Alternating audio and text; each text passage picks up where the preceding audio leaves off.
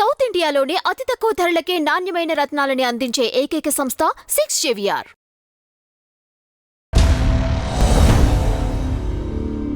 మీకు జైలో తేజ గారి సినిమా తర్వాత ఇక్కడ జగడం అనుకోండి సుకుమార్ గారిది, వాళ్ళు తర్వాత ట్రావెల్ అయిన వాటిల్లో మిగతా వాళ్ళు ఉన్నారు, బట్ మీరెక్కడో మళ్ళీ మిస్ అయ్యారు కొన్ని సినిమాలకి.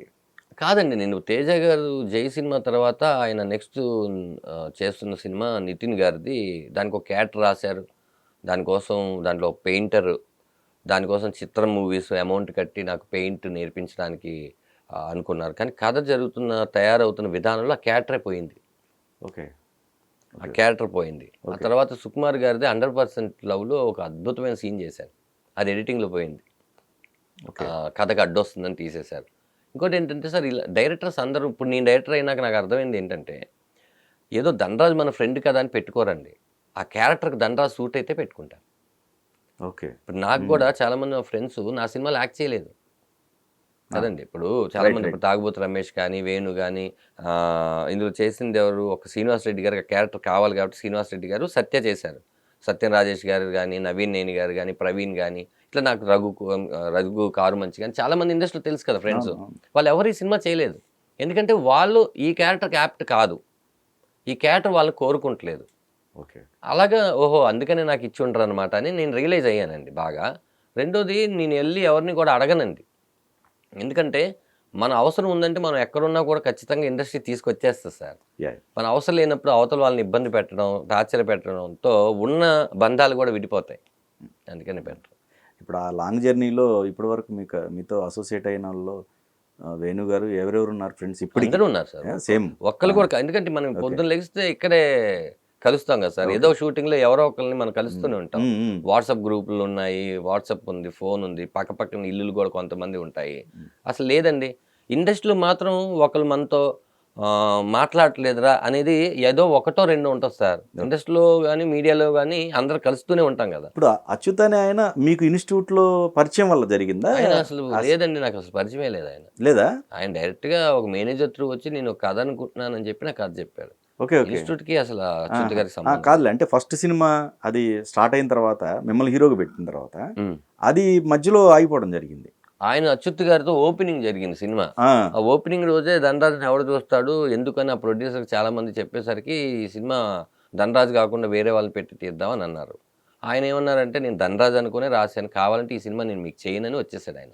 ఓ, అక్కడ లాక్ అయ్యారు మీరు, మళ్ళీ ఆయన పెట్టి ఆయన. మరి నేనేమో సినిమాలు చేసుకుంటూ ఉన్నాను, ఆయన మేనేజర్ ఒక ఆయన తీసుకొచ్చారు కదా, ఆయన ఒక రోజు అడిగాను, అచ్యుత్ గారు ఏం చేస్తారు, ఆ కథ పట్టుకుని మీకోసమే తిరుగుతున్నారండి, చాలా ఆఫర్స్ వచ్చినా కూడా ఆయన ఎవరితో చేయను అంటున్నాడు అంటే, అయ్యో ఇంత రెస్పెక్ట్ ఇచ్చినప్పుడు మనం ఆయనకి ఏదో ఒకటి చేయాలి కదా అని అప్పుడు వెళ్ళి, సార్ ఆ కథనైతే ఓపెన్ చేసిన కథను మనం చేసే బడ్జెట్ లేదు, ఏదైనా ఒక 50-60 lakhsలో మనం ఒక సినిమా చేద్దాం, మీ దగ్గర ఉందంటే ఆయన ధనలక్ష్మి చెప్పాడు. ఓకే, ఆ సినిమా మీద ప్రేమతో నేను మా ఫ్రెండ్స్ అందరిని యాడ్ చేసి మరీ 50 ఏం చేస్తామని చెప్పి ఒక 80-90 వరకు ఖర్చు పెట్టుకొని ఫ్రెండ్స్ది ఒక 50 లక్షలు 40 లక్షలు ఇద్దరు మాట్లాడుకుని చేసుకున్నాం. అది రిజల్ట్ మేము అనుకున్నంత ఇవ్వలేదు. దాంతో నాకు ఒక 40 lakhs, మా ఫ్రెండ్స్కి ఒక 50 lakhs అవన్నీ పోయినాయి. అయితే ఒక విషయం ఏంటంటే, ఈ యూట్యూబ్ ఛానల్ వాళ్ళు అసలు ముందు వాళ్ళు రీసెర్చ్ చేయకుండా రాస్తుంటారు సార్, నాకు అది మండిపోతుంది. సూసైడ్ చేసుకుందాం అనుకున్న ధనరాజు అని ఒకటి, ఓకే, మా అమ్మ నాన్నలు వచ్చేయమంటున్నారంట ఊరని ఒకడు, మా అమ్మ నాన్నగారు చనిపోయారు అప్పటికి. అవును, ఆ విషయం అన్నా తెలిసి ఉండాలి కదా. Right right. పోనీ సూసైడ్ చేసుకుందాం ధనరాజు అన్నారంటే జనాలు నమ్ముతారు, ఎందుకంటే జనాలకి ధనరాజు తెలియదు కాబట్టి మీరు ఏం చెప్తే అది నమ్ముతారు, ఆ అబద్ధాన్ని కూడా మీరు నిజం చేయొచ్చు.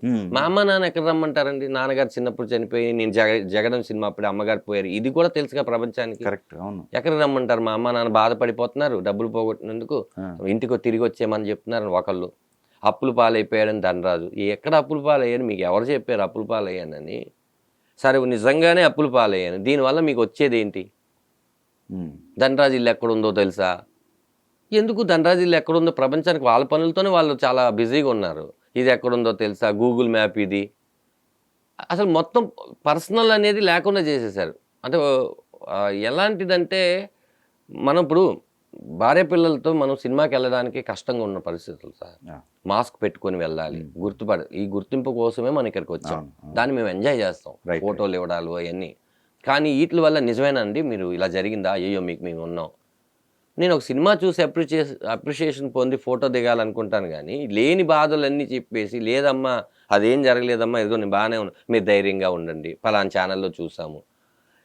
ఇది నాకు అర్థం కాని విషయం ఏంటంటే మీరు ఉన్నది ఉన్నట్టు రాయండి, తప్పు లేదు. మీరు లేనిపోని తీసుకొచ్చి పెట్టొద్దు. నాకే కాదు ఎంతో మందికి అట్లీస్ట్ ఇప్పుడు ధనరాజ్ అనే పేరుతో ధనరాజ్ పిల్లయ్య గారు ఉన్నారనుకోండి, ధనరాజ్ అని కన్నడ నటుడు ధనరాజ్ ఉన్నారనుకోండి, వాళ్ళు చేసినది ఏమో నేను చేసినవి వాళ్ళు చేసినట్టు అసలు రీసెర్చే ఉండదు. ఒక కంటెంట్ మనం పెడుతున్నామంటే బాధ్యత గల మీడియా, అది ప్రపంచానికి చెప్పే సోషల్ మీడియా గురించి చెప్తున్నాను.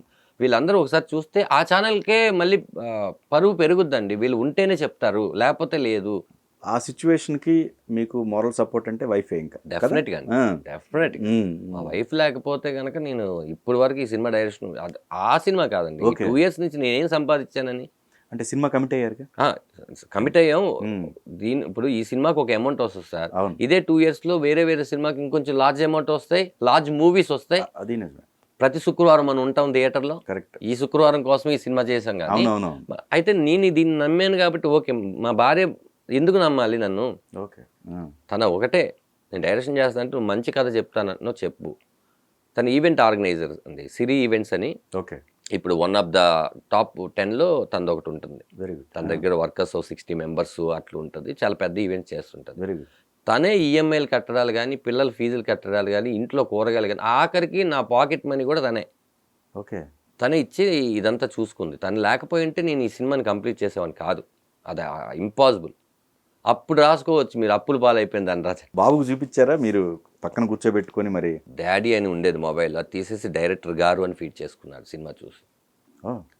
నా చిన్నప్పుడు క్యారెక్టర్ తనతోనే చేయించాను. ఆ పోలికలు కుదరాలి కదా, కరెక్ట్గా ఉండాలి.